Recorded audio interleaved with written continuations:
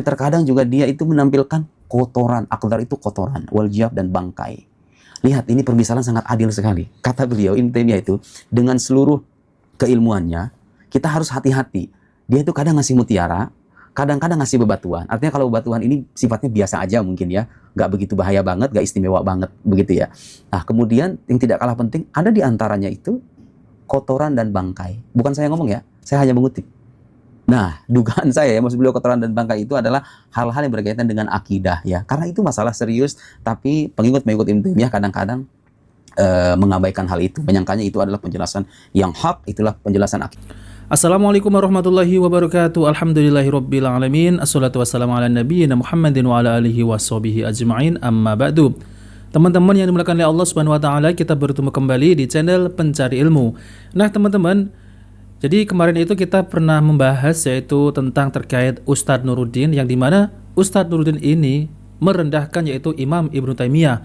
Bahkan dikutip dalam kitab apa itu ya teman-teman, itu mengatakan bahwasanya Imam Ibnu Taimiyah ini ya seperti kotoran gitu ya teman-teman. Nah, ini adalah merendahkan para ulama.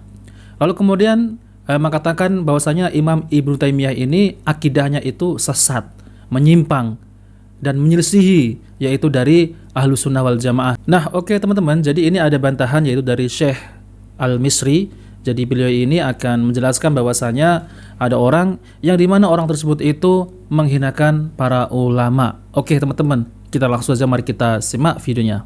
Syekh Ahmad Al-Misri hafizahullah taala. Insyaallah kita duduk dan ingin mencerdaskan umat. Ya, Syekh. Karena belakangan di media-media sosial ini terjadi kegaduhan dari seorang yang cuman 7 tahun di Al-Azhar. Tapi dengan lancangnya mencela Syekhul Islam Ibnu Taimiyah. Makanya di kesempatan ini kita akan simak sama-sama tentang siapa sosok Syekhul Islam Ibnu Taimiyah dan kenapa seorang ini bisa dengan lancangnya menghina atau mencaci atau memaki dan lain-lain. Bismillahirrahmanirrahim. Alhamdulillah wassalatu wassalamu ala Rasulillah wa alihi wa sahbihi wa man wala. Jazakumullahu khairan. Barakallahu fikum. Jadi sebelum kita membahas tentang Syekhul Islam Ibnu Taimiyah, kita harus mengetahui bahwasannya para ulama dan termasuk Syekhul Islam Ibnu Taimiyah adalah ulama yang kita kenal ada kebaikannya untuk umat dan dakwah yang sudah disebarkan, pembelaan terhadap para salafus saleh dan akidah Islam dan lain sebagainya, dan tidak bisa dipungkiri kecuali orang yang tidak pernah belajar. Dan kita diminta untuk menghormati para ulama, dan kita meyakini bahwa ulama itu tidak luput dari yang namanya dosa dan kesalahan. Betul. Tapi dosa kesalahan mereka itu tenggelam di antara kebanyakan kebaikan mereka dan keilmuan-keilmuan mereka yang sudah disampaikan. Jadi gini, dalam Sahih Bukhari itu adalah ada babul insati lil ulama. Tawus bin Kaisan mengatakan minas sunnah ayyuwaqqara al-alim atau ulama. Artinya termasuk daripada sunnah memuliakan para ulama. Dan Imam Tahawi dalam Aqidah Tahawiyah menjelaskan tentang para salaf, para tabi'in dan ulama-ulama fikih dan lain sebagainya, la yudhkaruna illa bil jamil, tidak boleh disebut kecuali dengan kebaikan. Wa man dzakarahum bisu' fa huwa ala ghairi as-sabil. Barang siapa mencela mereka, menghina mereka, maka dia tidak berada di jalan kebenaran. Maka kita sebagai muslim ya harus menghormati para ulama. Al-ulama warathatul anbiya. Hadits riwayat Abu Dawud dari Abi Darda. Dan ulama itu kata Imam Malik rahimahullah ta'ala, Imam Darul Hijrah, wafat 179 Hijriah, beliau mengatakan kullun yu'khadhu minhu wa yurad illa sahibu hadzal qabr. Semua orang diamal perkataannya ditolak kecuali yang punya kuburan ini dan mensyaratkan kepada Rasulullah atau makam Rasulullah Muhammad sallallahu alaihi wasallam. Yang namanya ulama ada lebihnya, ada kurangnya. Apalagi kalau membahas kekurangan para ulama di antara orang awam atau cuma sekedar medsos 10-20 menit itu tidak pantas.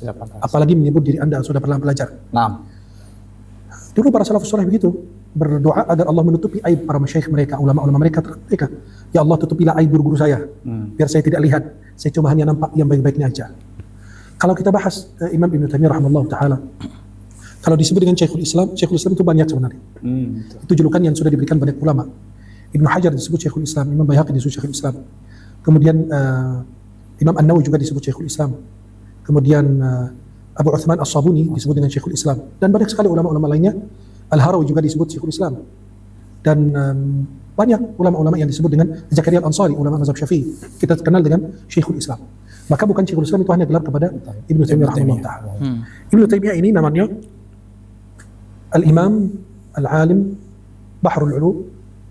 Beliau disebut dengan Imam Ahmad bin Abdul Halim Ibnu Abdus Salam Ibnu Taimiyah Al-Harrani Ad-Dimashqi. Beliau ini lahir dari keluarga ulama. Artinya beliau hidup di lingkungan para ulama dan keluarga imam banyak ulama. Sampai bibinya beliau juga salah satu gurunya beliau. Beliau pernah berguru kepada beliau. Ibnu Taimiyah ini ulama, orang tuanya ulama, kakeknya ulama juga. Bahkan disebut Taimiyah di antara dinisbahkan kepada Taimiyah di antara penjelasan para ulama bahwa dia punya nenek dulu. Nenek namanya Taimiyah, seorang alimah yang sering menasihati, memberikan pencerahan, mau'izah dan lain sebagainya. Maka dinisbahkan kepada beliau. Maka Ibnu Taimiyah ini disebut dengan diberi kunyah Abul Abbas dan diberi laqab Taqiyuddin. Dan ayahnya beliau namanya Syihabuddin Ibnu Taimiyah, ulama juga. Dan kakeknya lebih viral. Maka coba perhatikan, kakek dan cucu mereka viral dua-duanya. Jadi Ahmad bin Taimiyah yang disebut dengan Taqiyuddin dan Majduddin Ibnu Taimiyah, itu beliau adalah kakek dari Imam Ibnu Taimiyah. Maka ayahnya Ibnu Taimiyah, Syihabuddin, enggak viral sebagaimana viralnya Ibnu Taimiyah dan kakeknya. Seperti kalau disebut dengan antara najmun baina syamsin wa qamar, seperti bintang di antara bulan dan matahari. Maka Majduddin Ibnu Taimiyah itu kakeknya Ibnu Taimiyah, seorang ulama. Dia punya kitab Al-Muntaqa min Haditsil Ahkam. Kemudian beliau punya kitab-kitab dalam fikih Hambali juga. Dan Imam Ibnu Taimiyah bermadzhab Hambali. Dan kita kadang-kadang melihat beliau punya alat ijtihad, beliau kadang-kadang berbeda pendapat. Ibnu Taimiyah itu lahir 661 Hijriah di Harran. Kemudian di usia 7 tahun dibawa oleh ayahnya beliau. 7-10 tahun beliau dibawa oleh ayahnya beliau menjauhkan daripada peperangan atau serangan Tatar pada saat itu. Kemudian beliau dibawa ke Damaskus, belajar kepada ayahnya, berguru kepada ayahnya dan ulama-ulama lainnya. Kemudian Ibnu Taimiyah itu punya kelebihan marhalah. Tahapan awalnya belajar Ibnu Taimiyah itu punya kelebihan. Pertama, cepat paham dan cepat hafal. Kemudian beliau itu adalah orang yang qawiyul hujjah, walau ta'thir, orang yang punya pengaruh dan kekuatan hujjahnya, argumennya kuat. Kemudian beliau itu tidak mensia-siakan waktu. Yang keempat, beliau itu dijadikan atau berfatwa di usia beliau 19 tahun. Dan gurunya beliau yang mengizinkan dia berfatwa namanya Syarafuddin Al-Maqdisi. Kata beliau, sampai dia bangga dan mengatakan, "Ana man adzintu lahu bil fatwa." Saya mengizinkan dia berfatwa. Ibnu Taimiyah itu berjihad dengan tangannya dan lisannya dan dengan tulisannya. Ikut peperangan melawan Salibiyin, kemudian ikut melawan Tatar, melawan Ahlul Bidah dan lain sebagainya gitu kan, dengan lisannya dan tangannya dengan tulisannya beliau. Maka Ibnu Taimiyah ini adalah seorang ulama yang luar biasa secara keilmuannya gitu. Dan murid-murid beliau sudah lebih dari cukup. Ibnu Qayyim Juziyah, kemudian Imam Ibnu Abdul Hadi, kemudian Imam Ibnu Katsir. Sudah lebih dari cukup lah ya kalau kita sebut mereka-mereka ini. Itu mereka adalah di antara murid-muridnya Ibnu Taimiyah rahimahullah taala. Dan Ibnu Taimiyah itu dipuji banyak ulama dan dicela banyak ulama juga. Tapi ulama yang mana gitu? Seperti Muhammad ibn al-Bukhari Al-Hanafi. Dia menulis kitab tentang yang menyebut Ibnu Taimiyah itu Syekhul Islam kafir. Maka dibalas langsung oleh Ibnu Nasr ad-Dimashqi dengan kitab Ar-Raddul Wafir ala man samma Ibnu Taimiyah kafir. Ya, man samma Syekhul Islam Ibnu Taimiyah kafir. Artinya di situ ada pembelaan dari Ibnu Nasr ad-Dimashqi dan menukil banyak ulama yang memuji Ibnu Taimiyah, termasuk Ibnu Hajar Al-Asqalani ulama mazhab Syafi'i. Termasuk Imam Adz-Dzahabi.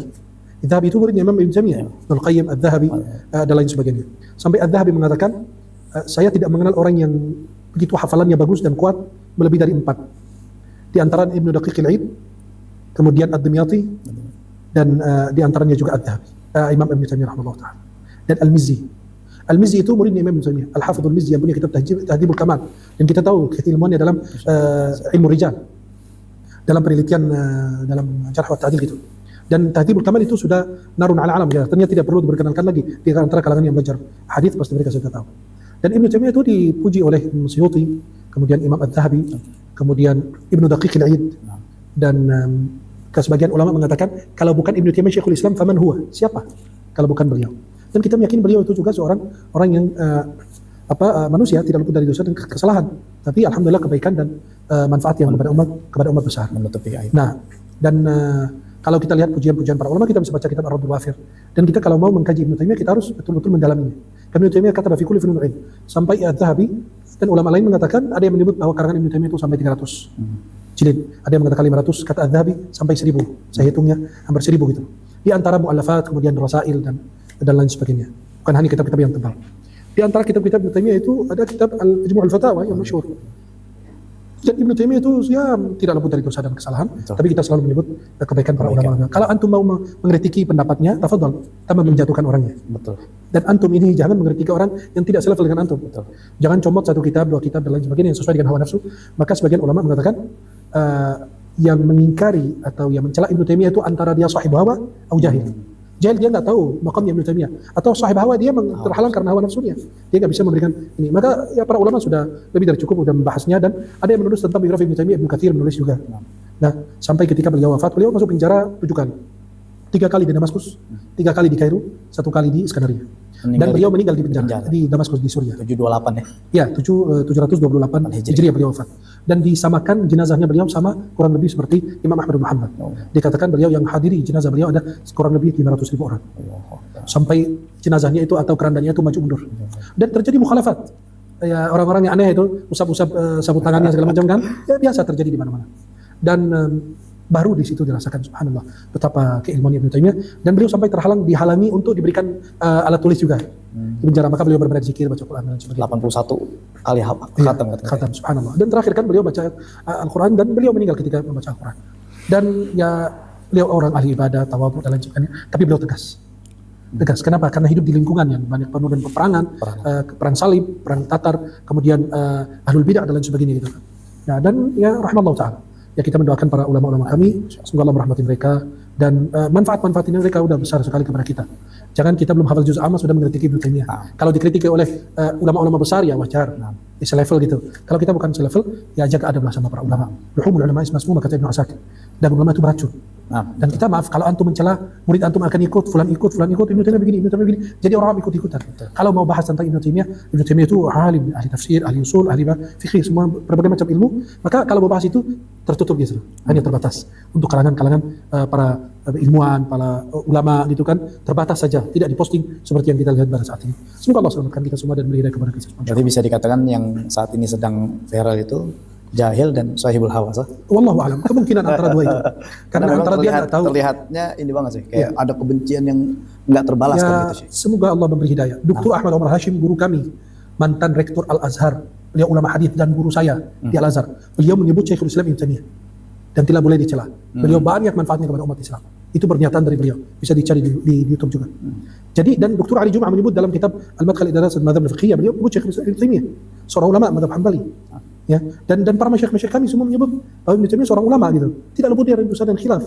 Kita enggak membela Ibnu Taimiyah buta-butaan seperti yang taklid buta kepada beliau, atau kita menuhankan beliau. Tidak ada yang menuhankan ulama, tapi kita memuliakan, hormati ya para ulama. Sebagaimana yang dikatakan Tausul Kaisan, minas sunnah tauqir ay waqar al-alim atau ulama.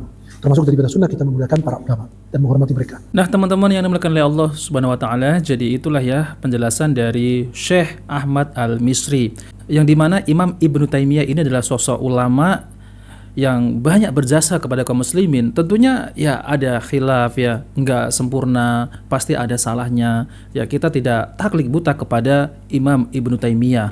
Tapi kalau kita mengkritik lalu kemudian menjatuhkan, yaitu seperti kata-kata ya seperti kotoran lah, inilah, ini ya bukan mengkritik kalau seperti ini, tapi merendahkan, menghina, yang dimana Imam Ibnu Taimiyah ini banyak para ulama-ulama ahlu sunnah itu yang memuji Imam Ibnu Taimiyah. Kalau teman-teman bisa cari ya video-videonya itu tentang terkait Imam Ibnu Taimiyah. Bahkan Muhammadiyah ini juga kagum dengan Imam Ibnu Taimiyah, yaitu Kiai Ahmad Dahlan.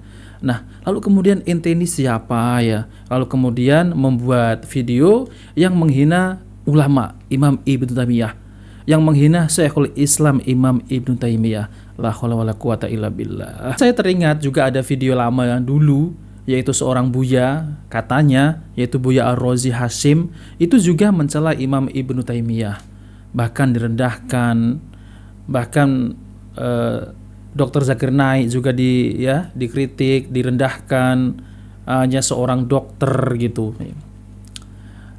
Bahkan Syekh Sudes juga ya nggak terlepas dari hinaan. Yaitu siapa ya teman-teman? Dia itu siapa gitu ya? Ya ingin viral, tapi lama-lama juga ketahuan, nyungsep juga. Nah seperti itu ya teman-teman. Nah oke teman-teman, jadi itu saja yang saya sampaikan. Jika video ini bermanfaat, jangan lupa like dan subscribe di channel Pencari Ilmu. Wabillahi taufiq wal hidayah. Wassalamualaikum warahmatullahi wabarakatuh.